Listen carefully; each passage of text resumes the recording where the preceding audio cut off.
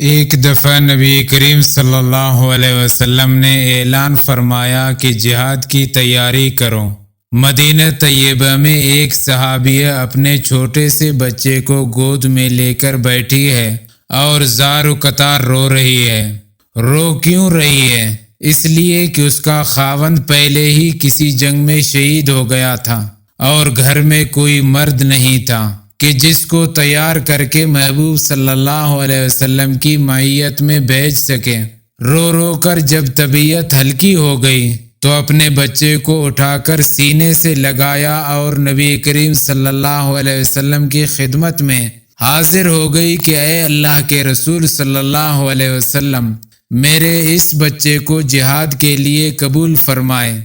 آپ صلی اللہ علیہ وسلم نے فرمایا کہ اتنا چھوٹا بچہ جہاد میں کیسے شریک ہو سکتا ہے؟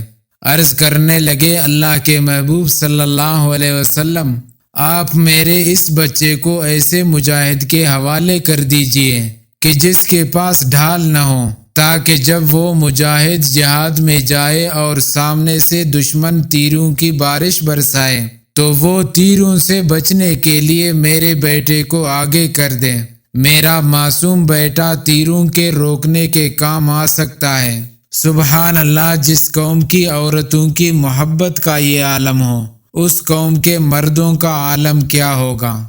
لیکن آج ہماری حالت یہ ہے کہ چند ملعون یہودی 1.5 ارب مسلمانوں کی قبلہ اول پر قابض ہیں اور معصوم بچوں عورتوں کو